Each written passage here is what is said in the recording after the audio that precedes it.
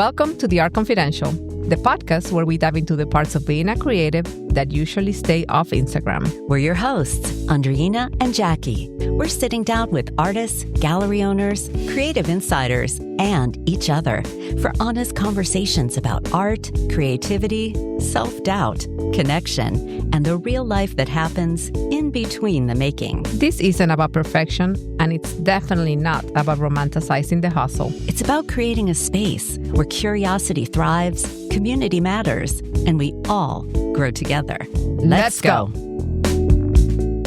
Welcome back to the podcast. Today, we're introducing a new seasonal segment that we're calling The Joy Report. We were inspired by the What's Saving My Life format shared by The Lazy Genius, which is one of my favorite podcasts. And she credits Barbara Brown Taylor with originally coining that phrase years ago. We love the idea of slowing down and paying attention to the little things that are making our lives really good lately. And we wanted to create our own version that feels like us. So, a few times each season, we're going to sit down and share 5 things bringing us joy lately. Not business wins, not productivity hacks, just real life things. Tiny joys, comforts, routines, obsessions, foods, books, shows, places, products, habits, all of it. Actually, anything that makes this season feel a little lighter, softer, or more fun. So, this is our very first Joy Report. Welcome to the Art Confidential. All right, so I'll get us started. We were chatting a little bit before we started, and I said some of these are not going to be a surprise. And I know my first one is definitely not going to be a surprise for you, but my first one is mahjong. You better explain what that is, because I don't even know what that is. Okay, so mahjong is a game, and it's years old. It's actually a Chinese traditional game, but it was brought to the US, I don't know, in the 40s, maybe even before. So it's being played mostly by older women, even in nursery homes, etc. There is actually some really funny reels out there. Nursery homes? Is that not how you say it? Nursing? Nursing, oh! I was like, wait, nursery school? They started them really early. You can't read yet, but you better be playing mahjong. Nursing homes, yes. So, but it's taking off in the US. So it's taking off, like in Texas, it's really big. It's taking off in the Northeast. It's hitting North Carolina like a wrecking ball. And I am a hobby alcoholic. No. I'm a hobbyist alcoholic. Girl, sign me up. Oh, Lord. I love hobbies. So this opportunity came up to learn mahjong, and I jumped all over it. And when I tell you, I became obsessed. I went from 1 to 100 in like one evening. I think what I love about it is, number one, I love the idea of getting together with other women. I'm a big girl's girl. I love getting together with my girlfriends.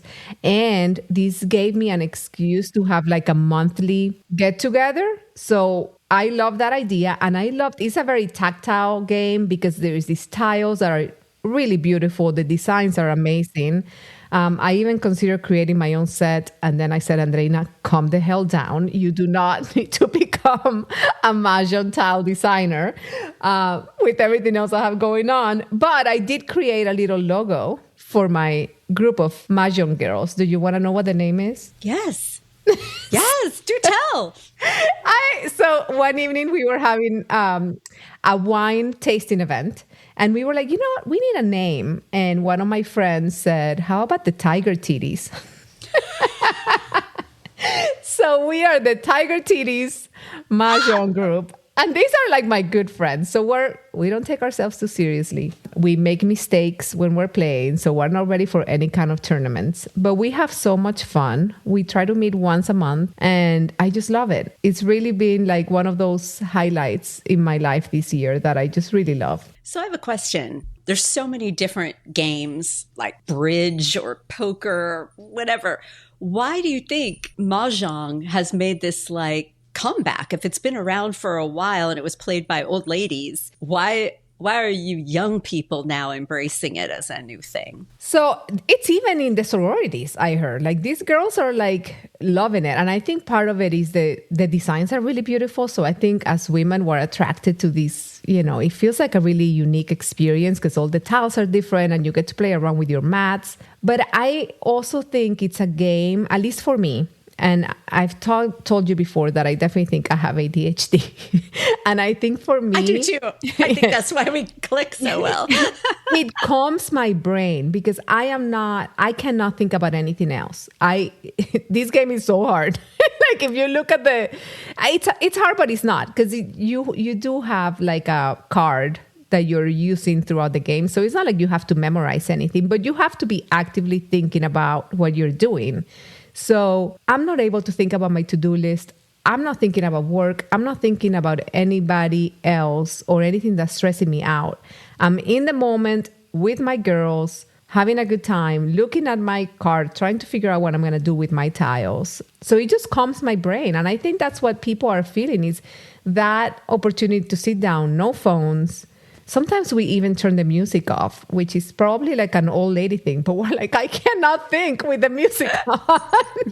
But yes, it's just, you're just so present in a different way, because we've talked about how present you are when you're painting. So it's another way to be really present doing something. I was like, ooh, I should look into this. And then I read some reviews or about mahjong, and it just kept saying how difficult it was.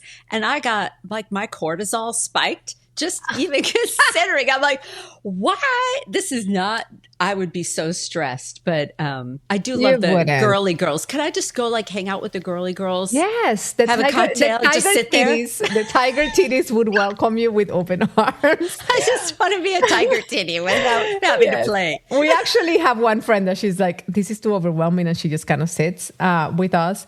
But, you know, I can hang out with her. Yeah. And it doesn't have to be mahjong, right? I think anything that is an opportunity to get together with people that is recurring, you don't have to think about it. And it's not high maintenance. You're not making a meal. You're just like, we're just hanging out. And it can be, whatever it is. We're getting together for a walk the third Thursday of the month or whatever. We're having a coffee date. I think anything that is recurring, I don't know what it is, but women need other women. That's a reality. I don't see it so much with my husband. I mean, he has friends and he gets together with them, but he doesn't have this need that I do to get together with my girlfriend. So it's community. And I think also, I think about people join book club, because it's also, like you said, very regular. Everybody goes to read the book and they get together and they hang out, and there's no pressure. So, I like that. Yeah, that. Come join us, Tiger Titties. I know. I like it. Okay, so let's see. Mine, what's bringing me joy right now, too, is a long time ago I read, I think it was The Artist's Way. I think it's what it was. And they were talking about every morning you should do these artist pages, these morning pages. That's what it was called, morning pages, where you write and you think about what you're grateful for. And well, I would sit with a blank piece of paper and be so overwhelmed it felt like homework. I'm like, I can't do this. I don't want more stuff on my plate. So I found this. It's like a 5-minute gratitude journal. And it's really easy because it's got these prompts. You don't have to write all this stuff. It's just like 5 things I'm grateful for. Well, that's pretty easy. Yeah. Every day I could say I'm grateful for this beautiful view. I'm grateful that the weather is nice. It's really easy. It's just bullet points. And then I think the second thing is, what would make today great? Okay. So then it's you shift to okay, what can I visualize or think, what would I like to happen today? And list kind of those things. And I found myself at first writing a to-do list. And I went, oh, no. It's not about getting the laundry done or running this errand. It's about what would make today great for me. And so that kind of reflection was good. And then there's another little box for kind of an affirmation, and it says, I am. And so I start with, but before I used to kind of go these grand affirmations like, I am this. But then part of my subconscious reprogram subconscious was thinking, no, you don't believe that. No. So I started to not make it so grand and just kind of keep it little bite-sized chunks that my brain could say, yeah, that I believe that is true. That is happening now. Or I'll ask the question, why? Because I think our brains like to problem solve. So when you say this big statement, I am a billionaire. I mean, yeah, that'd be great.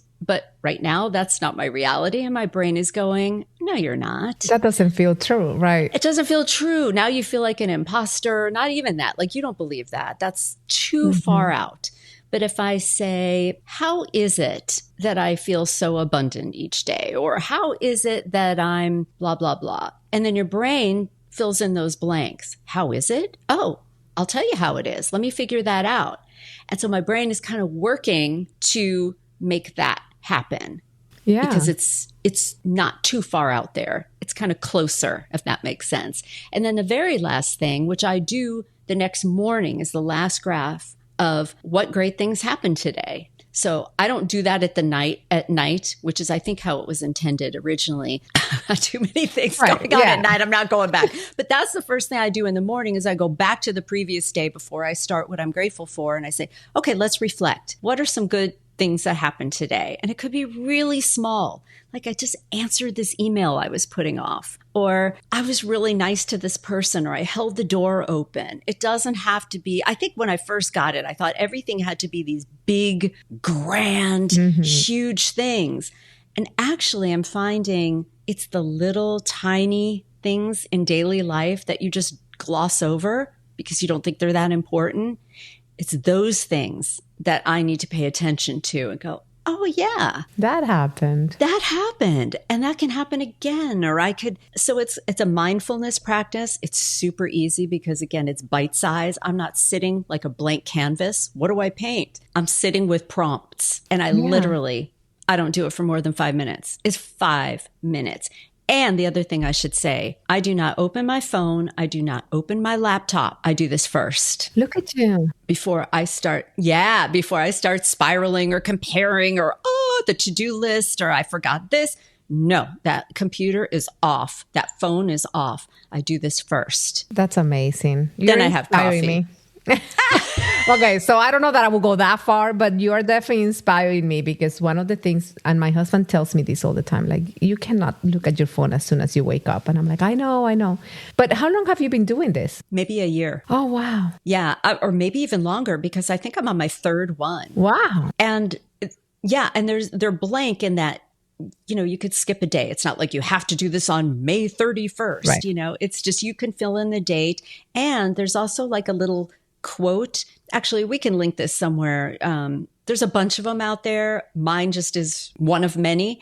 But the reason I like mine in particular is because it's got like a spiral bound. So when you open it, it lays flat. I once had one that was more of a book and it kept flopping. It was just a little thing.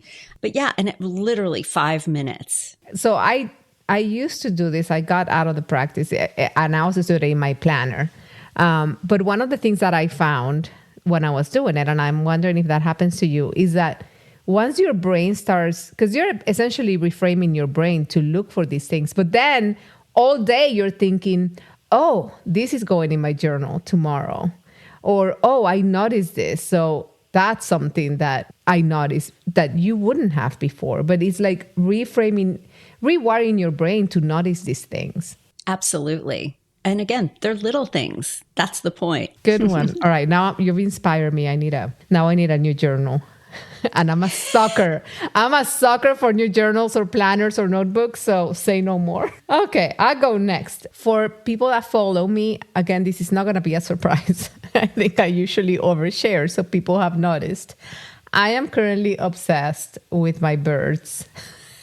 And I do not actually have birds, but I planted a lot of things in my garden and I put a little bird bath that has a solar power fountain and a little shepherd's hook where I put some flowers, and I have a little dish for some seeds that I fill up every morning. So every morning when I come down to my studio/office, I water all my new plants. I refill the bird bath with clean water, and then I put a few seeds because I don't want to leave seeds out there too long. We have bears and other things in Nashville. So I'm a little careful. And then I just sit in my chair and I just watch. And when I tell you the first couple of days, nothing was happening. And I'm like, okay, can somebody give the birds a memo that I've created an oasis here and they need to come see it?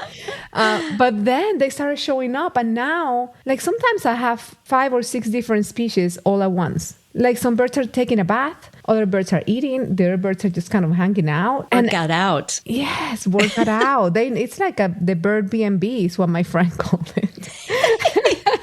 And, I think it's just the fact that that little bit of connection every day with nature is like grounding me, and it's bringing me so much joy. I'm a little embarrassed to admit this, but I just ordered a bird feeder with a camera. My daughter got one. Oh, she did? Yes. And they come like right in, and you get this close up of them like. I'm so excited. So I'm definitely the crazy bird lady right now. Oh, I love that. Yeah. So I got a little camera so I can see them. And, I don't think, depending on people's circumstances, you don't need to have a garden. You don't need to, but even if it's just some flowers on your porch or just something that connects you to nature, just go outside and just take a few deep breaths outside. Like when I'm watering my garden, I'm kind of thinking, oh, there they are. They're growing. And here's some clean water for you guys, for the birds. And just that little bit of connection is bringing me so much joy. It's ridiculous. You really wouldn't believe it.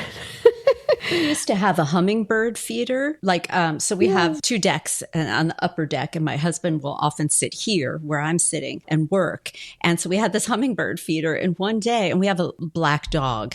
And one day he kind of saw the side of his vision. What flip the tables? What am I saying? Just say like off to the side, peripheral. Yeah. And he saw this big black shape, and he thought it was our dog and thought, why is the dog out there? I don't remember opening.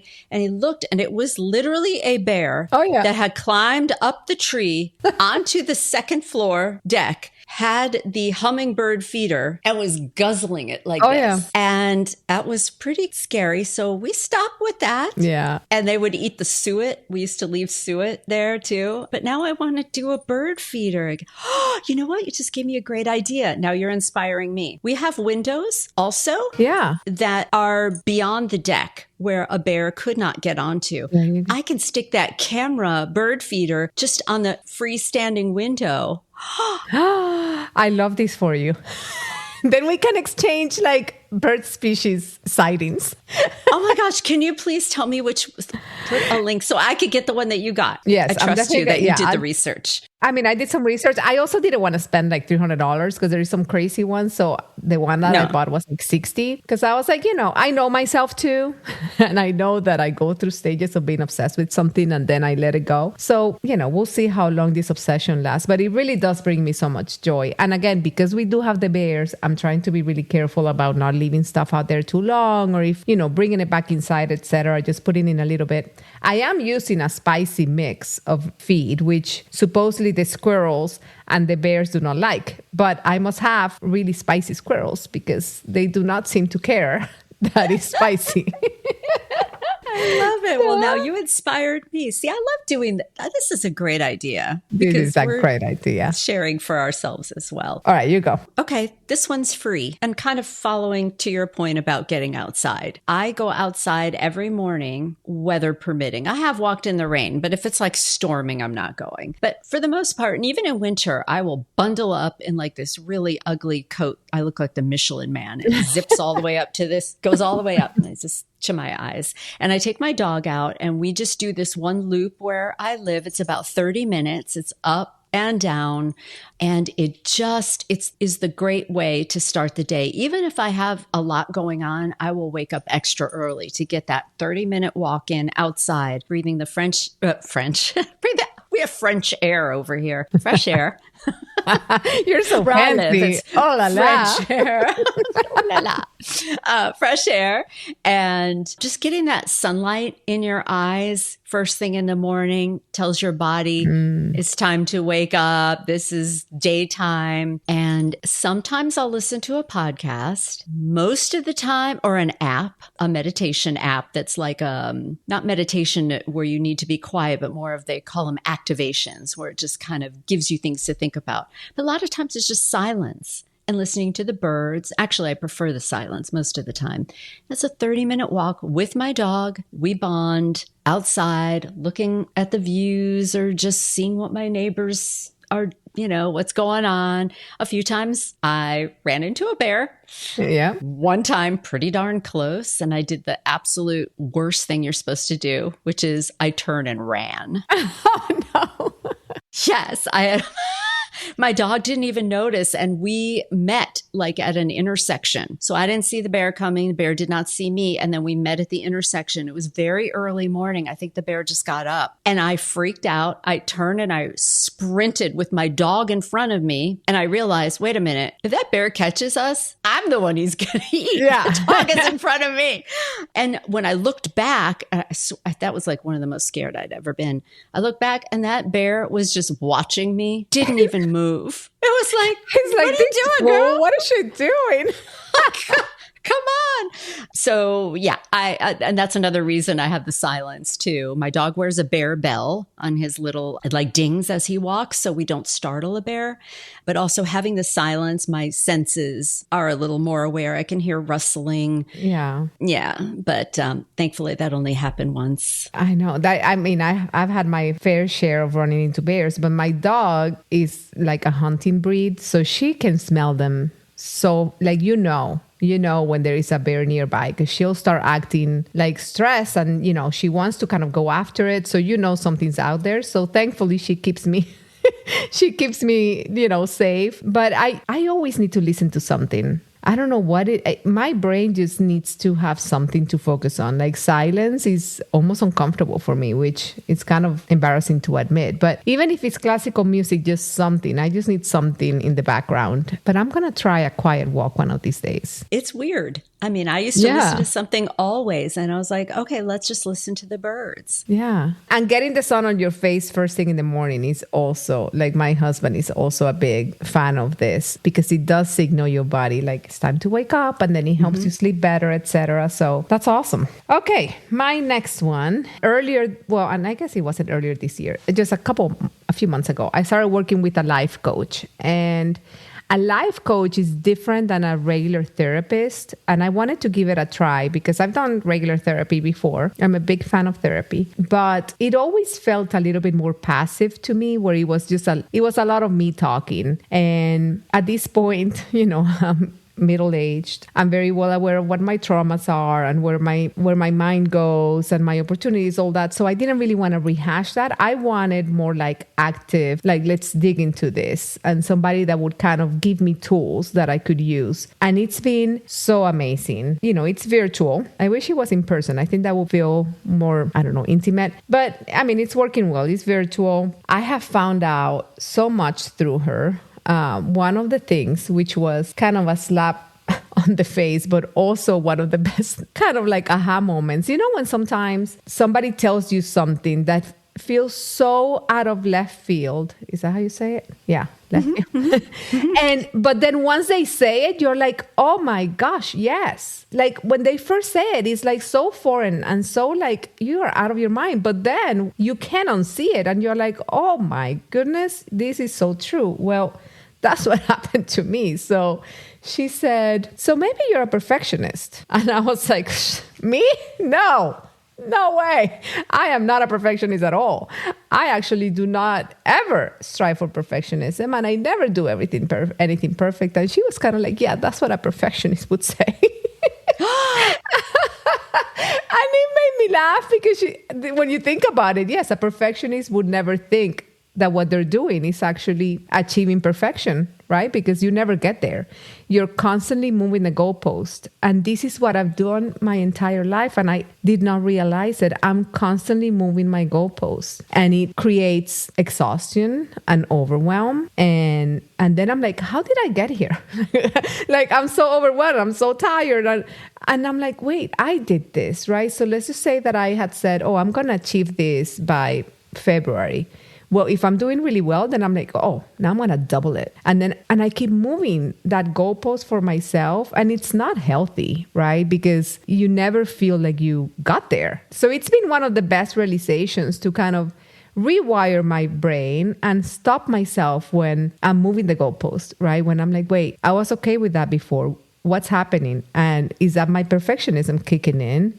And do I need to do that? Is it adding real value, right? And stopping myself before I become overwhelmed by the thing. So that's just one of the things that we kind of uncovered that kind of turned my life upside down, but in a great way, because it's like a blind spot that I had. I was just going to say, no matter how self-aware that you are, there are blind spots. Yes. And other people can help you find those. It's kind of like I had heard an analogy like, I can't see my own nose. I can see your nose if I look in the mirror, but I can't see my own nose. It's a blind spot. I can't see my face. Right. And these people, coaches, therapists, whatever, they can see those things that we are too close to or cannot see. And I think that is very valuable. Yeah. Yeah. So anyway, this is through my other job because, I have a job in corporate America.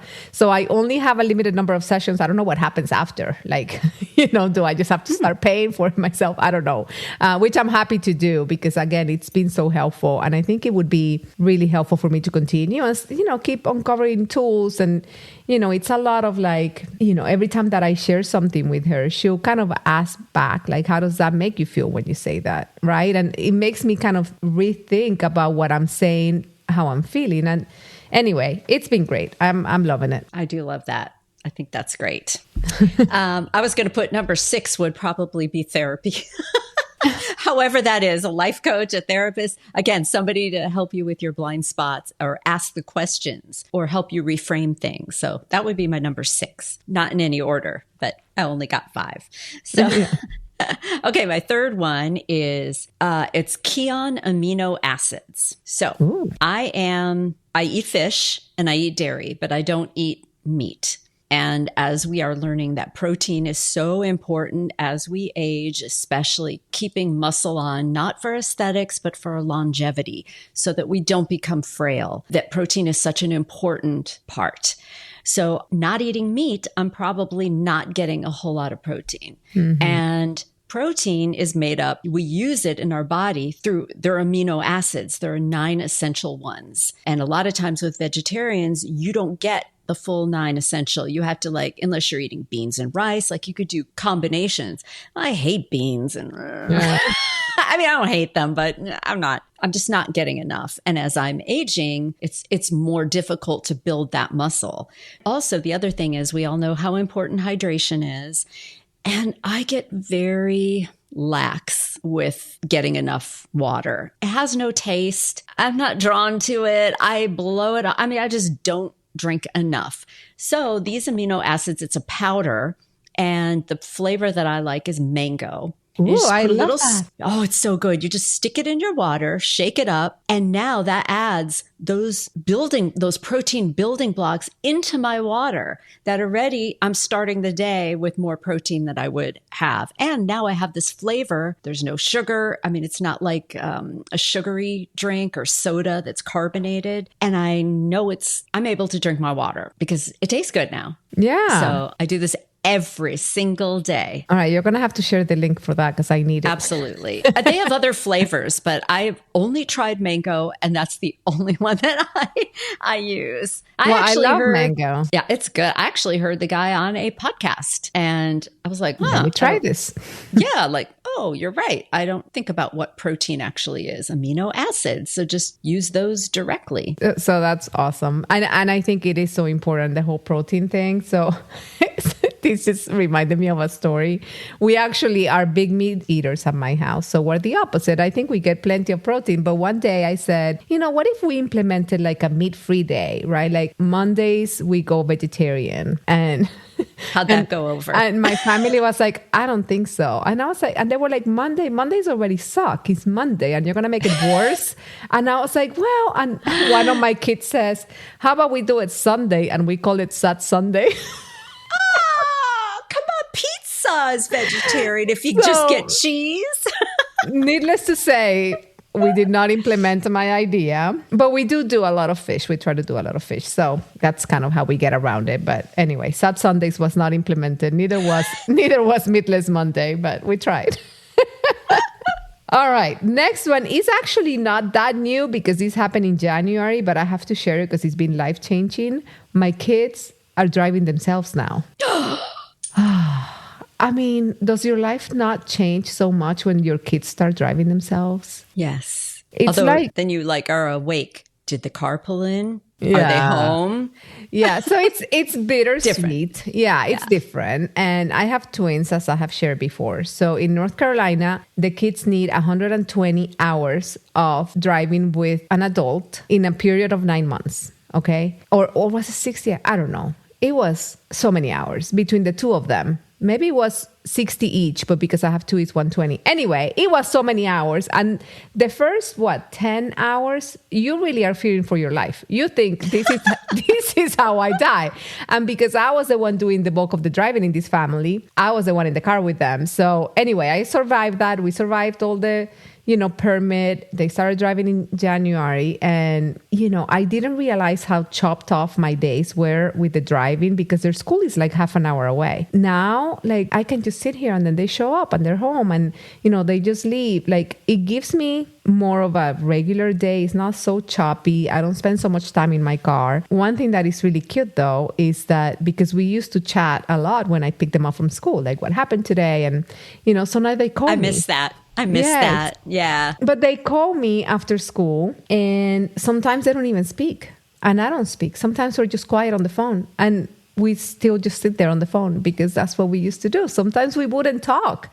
Like yesterday they called me and I was painting and one of them said a story and then he was done. And instead of hanging up, we all kind of just sat there on the phone in silence. Me painting, them doing their thing. But I just think it's so cute that they still feel like, oh, this is our time to connect. We're still going to call you, even if we have nothing to say, and just sit there. So I love that. I know they're growing up. Anyway, so it's not bittersweet, easy. but it's good. Yes. Okay, I'm going to go back to food again. Okay, so as I said, I'm a pescatarian. My husband is a complete carnivore. He loves meat. And so our daughter is no longer living with us now. She's in medical school. Oh, and married. Just got married. I know. Congrats. Baby. So her entire 18 years that she was in the house, I was pretty much the meal maker. I did the dinners. I made stuff for the potlucks or whatever. And I know some people love cooking. I love eating. I would rather eat than cook. Same. But I did it. And then there was some kind of point where, because my husband eats certain things and also the vegetables that we eat, we don't like the same things. Like we are so opposite except for maybe pizza. But honestly, there's so many things and fish that we don't like. So it was almost like trying to make two different meals and then make a lot of this one. So he would have leftovers and then maybe make a lot for me on another day. So I would have it was so much. And at one point, I think it was his idea that he decided that let's try a home delivery food where you get the ingredients. So because I felt like I was at the grocery store every day. We were all, as soon as I came home, then there would be something else on the list. I'm like, oh my gosh, why didn't you tell me that before I went? Well, I didn't know we were out of this. So we are using Hungry Root, and you have the option to get like ready-made meals, but most of it is these recipes already done, and you make them in under 30 minutes. You get all the ingredients delivered. So I don't have to go to the grocery store and go, well, he needs this for this, and I need this for this. It has changed my life. Oh, wow. Because we'll still eat dinner together, but he makes whatever he wants that he orders for the week. And then I will maybe order two things. He's more regimented with this is my lunch, this is leftovers, blah, blah, blah. But it's wonderful. He's in the kitchen. I don't feel responsible. We're eating what we want, and we're eating together. And it has been life changing. And you can order as much or as little as you want. It's not like, I love that. It's not like you are committed, I believe. He does all the ordering, but it just helps. I still grocery shop for me because I don't get as much from that delivery service. But for him, I don't have to like cut up the meat or like cook something that kind of like, yeah.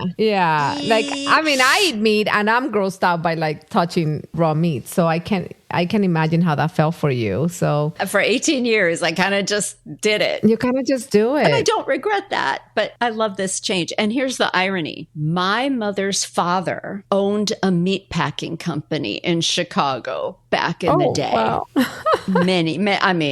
So I grew up with steak, the best steak all the time. We had the best meat all the time.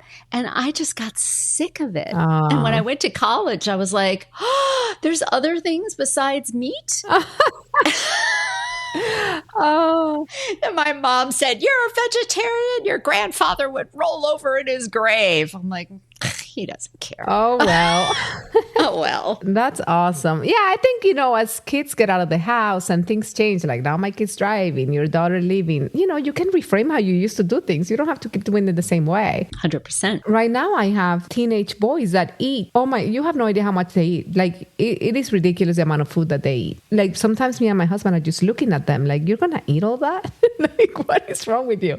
So I don't think I could do a delivery service yet, but then maybe once they leave is something that I can look into. And you don't have to use it for every meal either. You could still make your own meals. You could just pepper it in for like those days that oh my gosh, I've got my schedule is from here to here. I have meetings or whatever. You don't have to do that every day. You could it just help. It's like a little helper so that you don't have to like come home late and go, oh gosh, now what am I going to make for dinner? Yeah. Okay. So I was between two for my last one, and I'm just going to pick the one that's actually changed my life more. Okay. So as you get older, as you know, we can't see anything in front of us anymore. You can't see your food. You can't see your phone. So I had readers all over my house, my car, my purses, like 20 readers all over my house. And I was getting so sick of it because it also affects, when I'm painting. Sometimes I'm like, I need to back off and working. Anyway, I have a friend and we always would talk about this. And she started using progressive contact lenses. And I was really curious. And I tried it and it took I would say 3 months for me to get used to it. And oh my gosh, it's been life-changing. I don't have to wear readers anymore. It does kind of mess up your far away, especially in low light. So if I'm driving at night, I would prefer not to have them because I actually have really good vision to see for far away vision. But the freedom of not having to use readers, it's changed my life. It's the stupidest thing, but it's not. I have them all over the house too. They're everywhere because I always lose them. And I'll have one sticking out of my shirt, and then I'll have one in my hand and one up here. I'm like, where's my readers? That was me too. And I got so sick of it. And I had never used contacts before. So that was the other learning curve. I was like, I'm supposed to put my finger in my eye. I was asking my husband, can you take my contact out for me? He's like, you're going to have to learn how to do this. So anyway, now I've learned. I'm not as quick as my husband also uses contacts. And he's he doesn't even need a mirror. I'm still I need a mirror and I need to be looking at what I'm doing. But I'm getting better at it. And it's been amazing. I can't wear contacts. Unfortunately, I have a weird eye shape that they don't stick. Oh no. So when I've tried them multiple times and they move up and down, they don't. It's just the shape of my eyeballs. And I asked the eye doctor, I'm like, is there any kind of lenses that I can use? He said, well, you could put them in, but they're going to bother you because they're going to be moving all the time. Oh, now I'm sorry that I brought this one up because now I'm making you feel, I'm like, this is amazing. No. And then you're like, well, I can't use it. So now I feel terrible. No, I have a weird, I'm rare. Most people can. And I think you should tell them what kind that is. Yeah. For sure. Okay. So my last one is, and I'm going to talk again about my husband, who I absolutely love and adore. Our body temperatures run completely opposite. He is always warm and I am always cold. Would you think would be the opposite? opposite. No, I will be anyway, we sleep. He's wearing nothing. I've got a long sleeve shirt on, a fleece, pajama bottoms, and socks. Oh my goodness. And we're so extreme. So a friend of ours, I think turned us on to this. It's called a BedJet. It's really weird. And I did not believe when I was like, oh my God, that cannot work. Like get an electric blanket with, that didn't work. So a BedJet, it's got like two separate components on either side of the bed. And you can adjust the temperature and you can adjust how much fan is going on. Oh. And it goes in between it's like a sheet where this jet goes in between the bottom sheet and the top sheet. So it's blowing, I think that's how it is. It's blowing air. Wow. Hot air or cold air in. And you can adjust. Is it the same temperature all night or does it?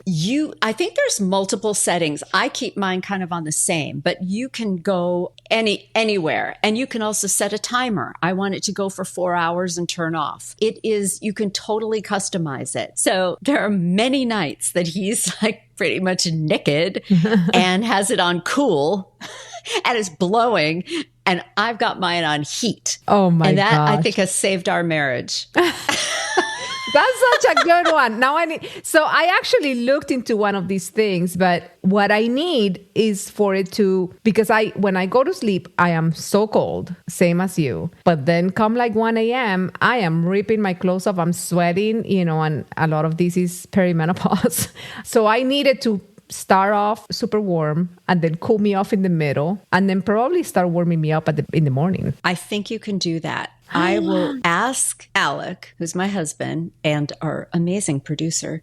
I will ask him, but I'm pretty sure that you can customize it on a schedule. Oh my gosh. Yeah. That sounds life-changing. It's great. Yeah. It's weird when you look at it because it's these tubes.